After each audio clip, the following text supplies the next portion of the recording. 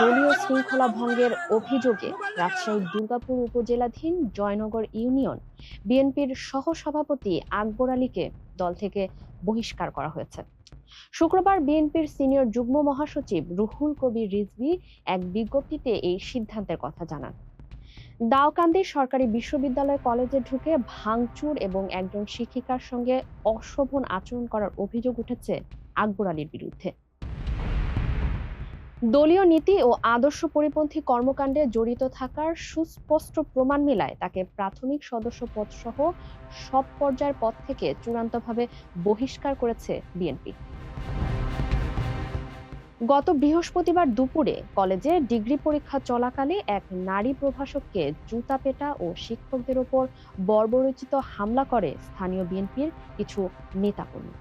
১৪৪ ধারা জারি থাকা সত্ত্বেও পুলিশের উপস্থিতিতে এই হামলার ঘটনা শিক্ষা প্রতিষ্ঠানে চরম আতঙ্কের সৃষ্টি করেছে।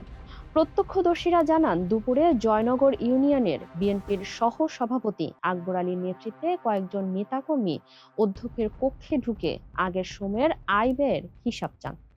এ নিয়ে বাকবিতণ্ডার এক পর্যায়ে প্রভাষক আলেয়া খাতুন হীরা আকবর আলীকে থাপ্পড় দিলে আকবর আলী প্রভাষকের উপর চড়াও হয়ে তাকে মারধর ও জুতা পেটা করেন। পরে তারা সংঘবদ্ধ হয়ে অধ্যক্ষ আব্দুর রাজ্জাক সহ অন্যদের ওপর হামলা চালান এবং অফিস কক্ষে ব্যাপক ভাঙচুর করেন। হামলায় অধ্যক্ষ ও ২ কর্মচারী সহ অন্তত ৫ জন আহত হয়েছেন, যাদের কয়েকজনকে রাজশাহী মেডিকেল কলেজ হাসপাতালে ভর্তি করা হয়েছে। ভুক্তভোগী শিক্ষিকা আলেয়া খাতুন হীরার দাবি, হিসাব চাওয়ার আড়ালে মূলত চাঁদা দাবি করা হচ্ছিল।